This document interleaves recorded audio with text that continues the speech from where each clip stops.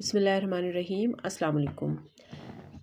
آج ہم نے اپنا یہ جو شروع کرنا ہے، سیریز شروع کرنی ہے ان ویڈیوز کی، اس میں سب سے پہلے ہم نے گرامر سے سٹارٹ لینا ہے، تو یعنی کہ اردو کے قواعد کرنے ہیں۔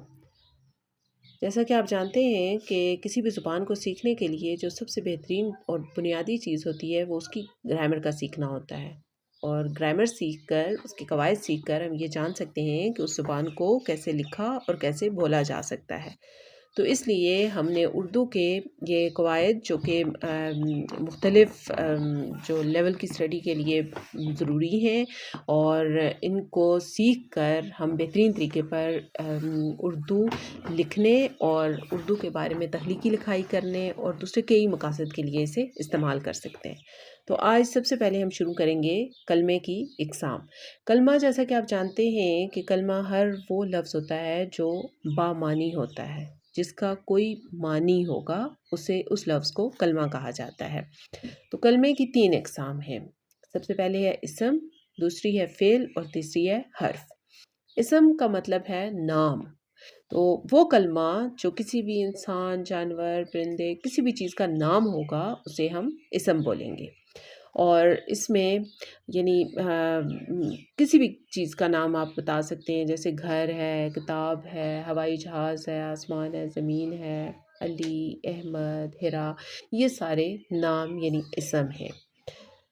جب بھی ہم کوئی بھی جملہ بناتے ہیں تو اس میں اسم کو بنیادی حیثیت حاصل ہوتی ہے۔ اس کے بعد جو دوسرا کلمے کی قسم ہے وہ ہے فعل۔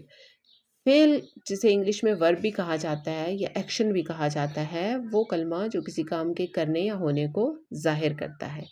اس میں ہم نے 2 چیزوں کا خیال رکھنا ہے۔ پہلی چیز یہ کہ اس کلمے کا یعنی فعل جو ہے اس کا زمانہ ہمیں پتہ ہونا چاہیے، اور دوسرا یہ کہ اس میں جو ایکشن کیا گیا ہو، جو کام کیا گیا ہو، اس کے بارے میں پتہ ہو۔ جب بھی ہم جملہ بناتے ہیں تو جملہ بناتے ہوئے ہمیں یہ پتہ ہونا چاہیے کہ اس کام کو جو کام یا جو ایکشن کیا گیا ہے اس کا تعلق کس زمانے سے ہے۔ کیا وہ زمانہ ماضی سے تعلق رکھتا ہے، زمانہ حال سے تعلق رکھتا ہے، یا زمانہ مستقبل سے تعلق رکھتا ہے۔ جیسے میں نے لکھا تھا، میں لکھ رہی ہوں، میں لکھوں گی، تو اس میں یہ ہم زمانے کا بھی تعلق رکھتے ہیں۔ اس کے بعد آ جاتا ہے حرف۔ حرف وہ کلمہ ہوتا ہے جو اسم اور فعل تو نہیں ہوتا، لیکن یہ اسم اور فعل کو آپس میں جوڑنے کے کام آتا ہے۔ جملہ بناتے ہوئے حرف کی ضرورت بہت محسوس ہوتی ہے، کیونکہ کوئی بامعنی جملہ اسی وقت بنتا ہے جب ہمیں اس کے اسم اور فعل کو حرف کے ذریعے جوڑا گیا ہو۔ جیسا کہ احمد گھر سے نکلا، اس میں سے جو ہے وہ حرف ہے جو کہ اسم اور فعل اور یعنی کہ پورے جملے کے اعضاء کو آپس میں جوڑتا ہے، جز جو ہیں ان کو آپس میں جوڑتا ہے۔ اسی طرح علی کمرے میں ہے، اس میں حرف ہوگا۔ تو اس طرح کے حروف جو ہیں وہ استعمال کر کے ہم بامعنی جملے بنا سکتے ہیں۔ تو امید ہے آپ کو کلمے کی اقسام کے بارے میں آگاہی حاصل ہوگی، اور اس کو کرنے کے لیے